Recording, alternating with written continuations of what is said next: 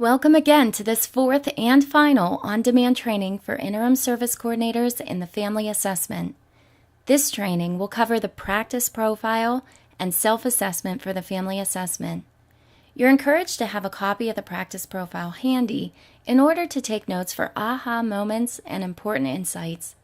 We are hoping that this will encourage you to really think deeply about the important elements of the family assessment and how the practice profile can begin to create mindfulness in the elements that are truly vital to this process. Our goals for this training are to, number 1, learn the purpose and mission of the practice profile. Number 2, review the categories and elements of family assessment. And number 3, understand how practice profiles can support and benefit interim service coordinators in their practices while allowing the overall changes in practice to be observed.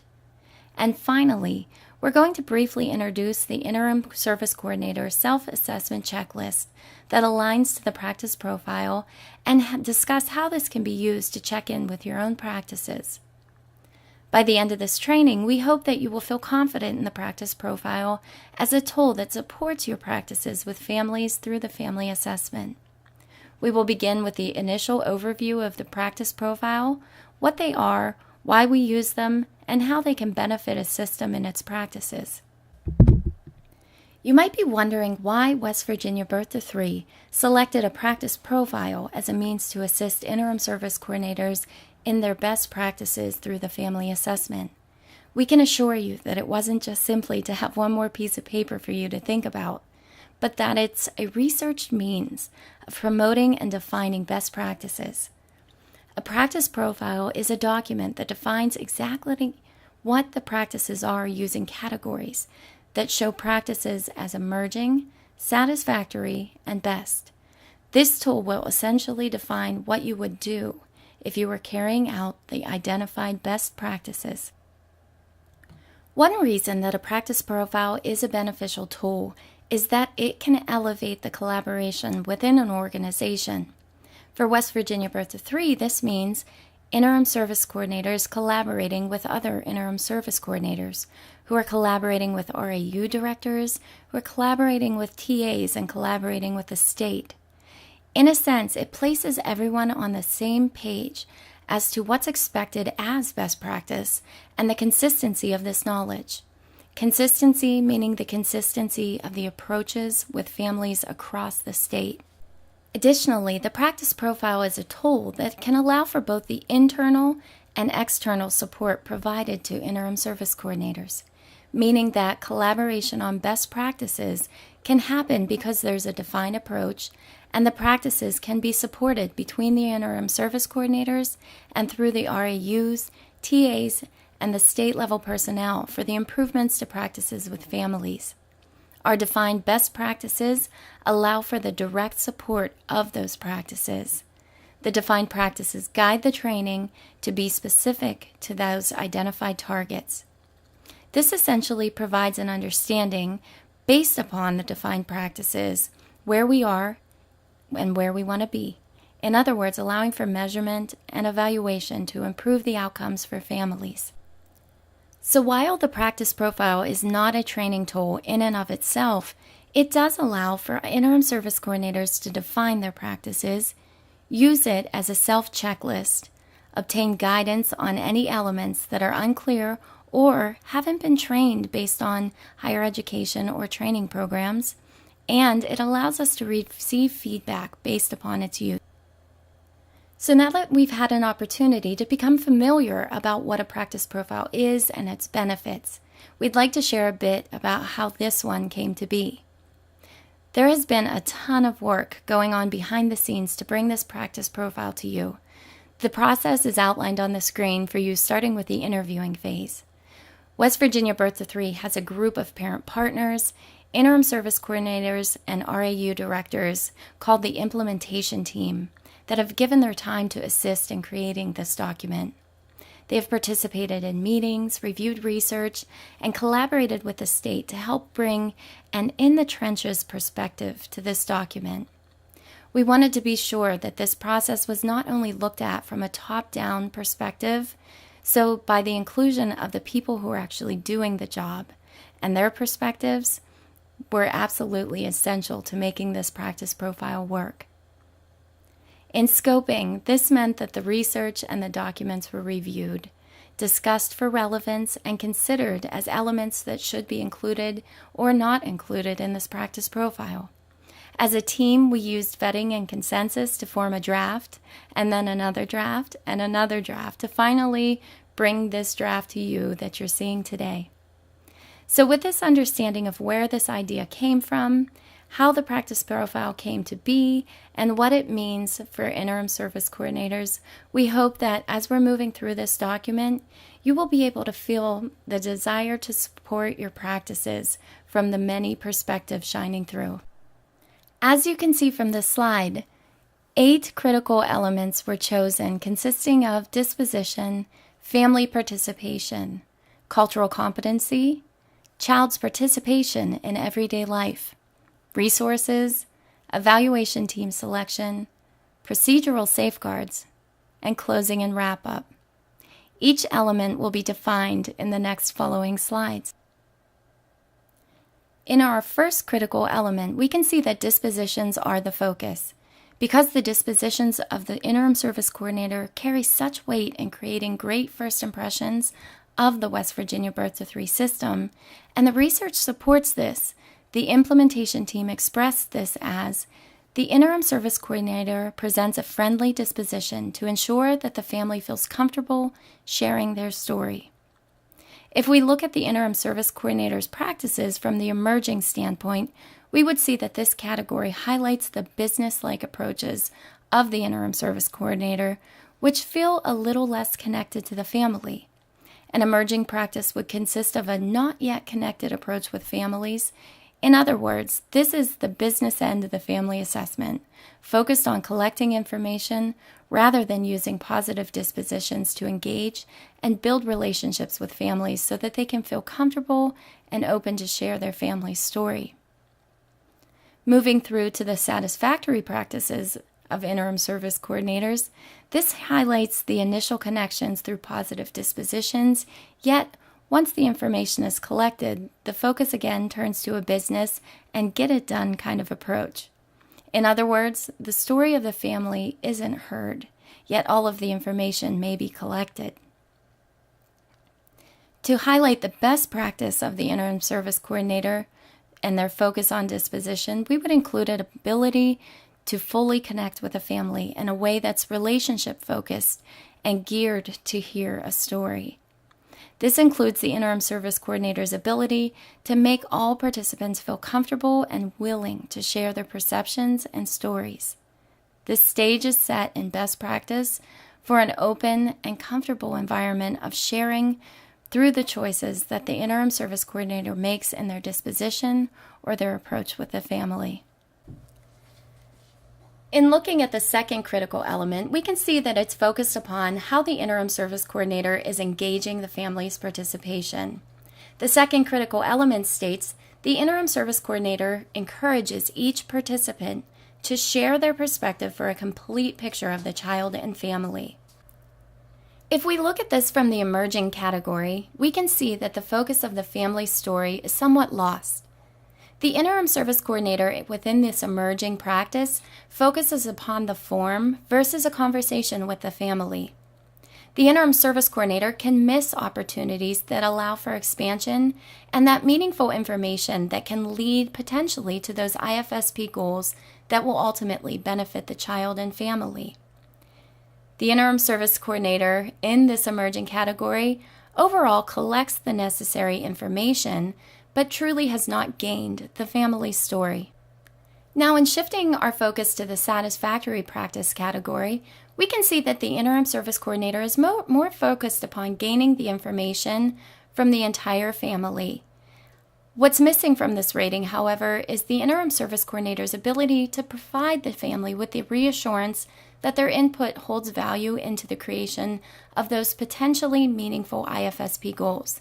And this is due in part to the focus on the information, again, versus understanding the whole picture, and the lack of flow or conversation in the assessment. Now, in shifting our focus to the best practice category, we are able to see a situation provided where the interim service coordinator is able to create a flow within the interview that incorporates each participant and opens the family up to understand their role as a meaningful contributor of stories that will benefit their experience in West Virginia Birth to Three. The best practice is the interim service coordinator creating the family's participation and sharing through use of that conversational approach. Moving to the third critical element, this is about the interim service coordinator's cultural competency with families. The third critical element states, the interim service coordinator acknowledges and responds to the family's unique circumstances, including their culture and family traditions. Looking at this from an emerging standpoint, the interim service coordinator may feel and appear uncomfortable in situations that deal with cultural differences. This can be overt or subtle, such as avoiding the topic of culture. Sometimes this is due in part to the fear of differences.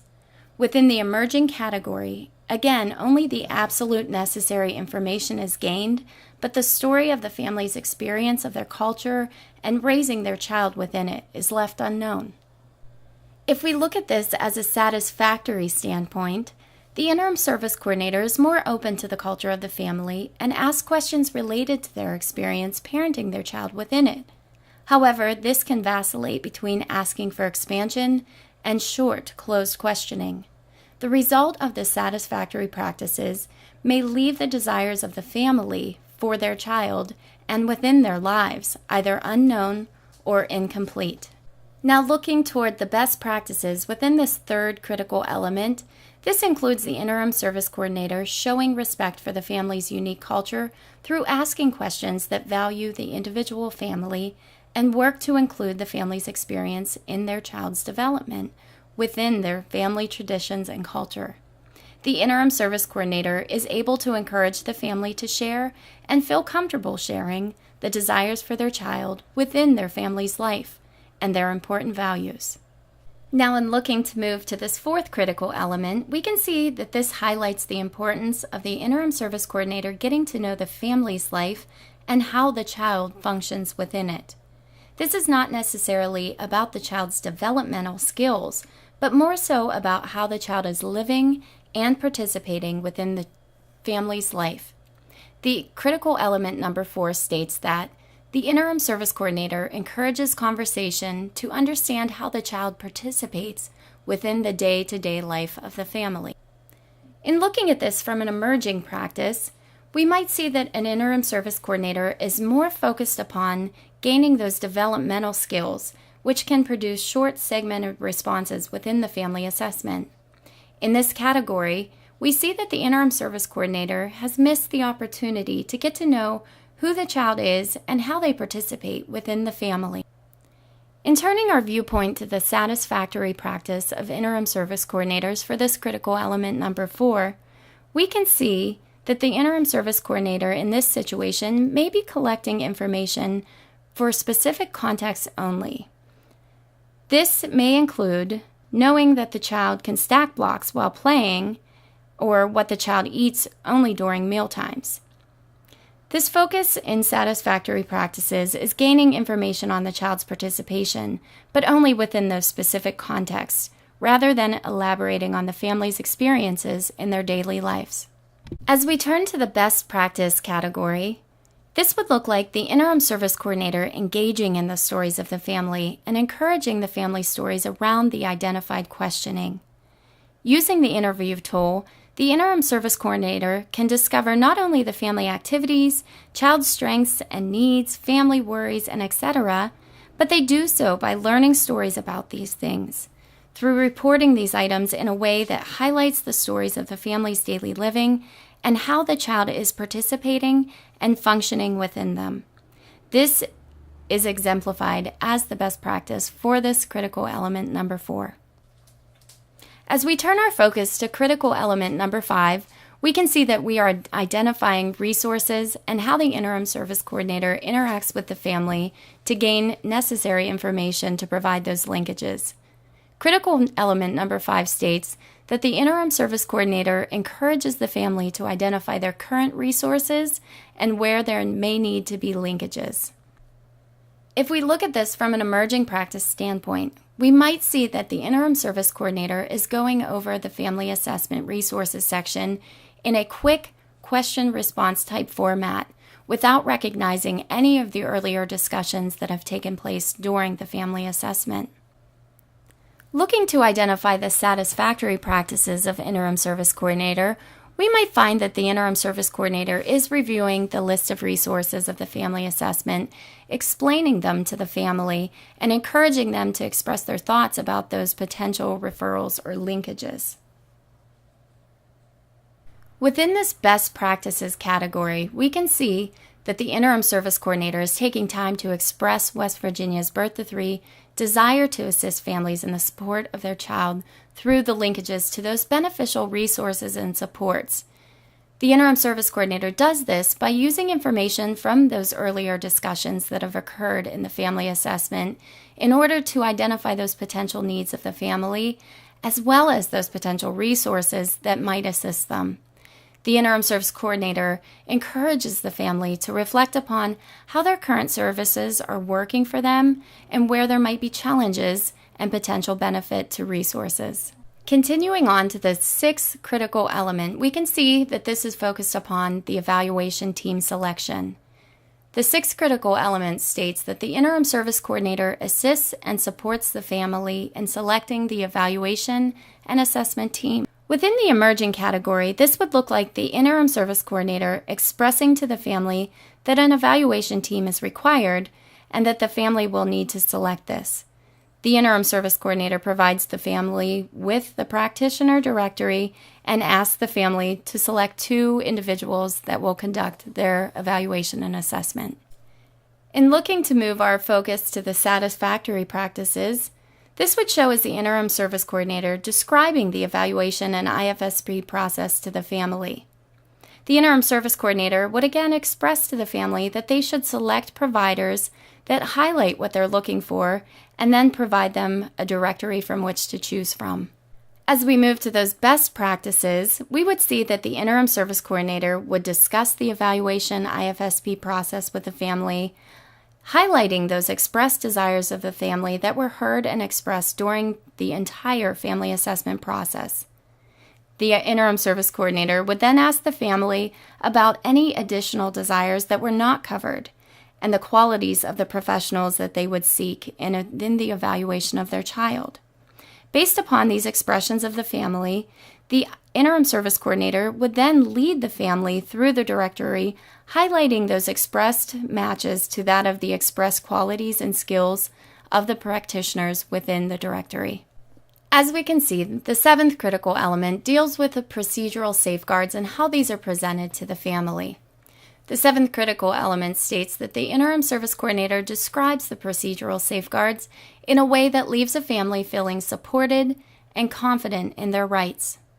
As we move through the emerging practices of interim service coordinators, we could see that this would include providing the family with a copy of the procedural safeguards and asking the family to read the pamphlet at their convenience and to call with any questions.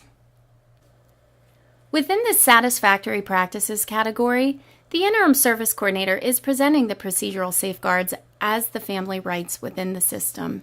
This is including the interim service coordinator selecting several of the key safeguards to discuss with the family specifically. The interim service coordinator would encourage the family to read the safeguards and ask any questions that they may have based upon them. As we look to the best practices, this would include an introduction of the procedural safeguards to the family as a document that highlights the rights and role of the family in West Virginia Birth to 3. While moving through the family assessment, the interim service coordinator is highlighting specific safeguards seamlessly into the conversation and corresponding assessment questions. The interim service coordinator is taking time to allow the family to process the information and allots time for questions around these safeguards. And finally, for this 8th critical element, we have identified closing and wrapping up with a family following their family assessment as an important vital element in this process. The critical element number 8 states that the interim service coordinator leaves the family with a feeling of support and reassurance of West Virginia Birth to Three's mission to assist families in the development of their child. As an emerging practice, we would see that the interim service coordinator, at the conclusion of the assessment, ends the visit very formally without providing the next steps or thanking the family for their time. Within this satisfactory practice category, we would see that the interim service coordinator takes the time to schedule a date for the upcoming eligibility and IFSP meeting with the family. In addition, they're thanking the family and leaving the home stating that they can call with any further questions that may arise. Now, looking at this best practices category, we can see that this would include that the interim service coordinator has taken the time to express how the next steps will play out and has allotted time for the family's thoughts, feelings, and questions. Contact numbers are provided, and the interim service coordinator is reassuring that the family is welcome to call with any questions that arise in the meantime. The interim service coordinator is also taking the time to express gratitude to the family for welcoming them into their home. The interim service coordinator also takes time to express positive statements about the child and family before leaving the home. Hopefully, through the walkthrough, you're able to see the value of the practice profile and how you can use it to focus upon the critical elements that are truly vital to the process of a family assessment. Not only are they critical in the practices with families, but they can assist us in measuring the progress and changes in practices through observing the information that is gathered and reported in the family assessment. This will allow us to see how the process of this practice profile and training has served you as an interim service coordinator. And finally, there's a self-assessment checklist available for interim service coordinators that can be completed as a quick checklist following a family assessment in a family's home.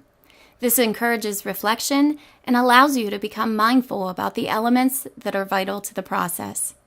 As you can see here, the critical elements are presented and highlighted with the opportunity to think through how the elements facilitated the process, and questions are meant to stimulate your thinking about how you might have or may have not embraced the critical elements that will allow for these checklist items to occur. We invite you to take a moment to explore this checklist and possibly even think about your last family assessment that you conducted with a family. This is best completed directly after a family assessment. However, reflection is something that can be beneficial at any time. We hope that this training has allowed you to come to understand why West Virginia has created a practice profile for the benefit of the families we serve. In addition to why, we hope that you understand how the practice profile is meant to provide support to you, the interim service coordinators in your practices.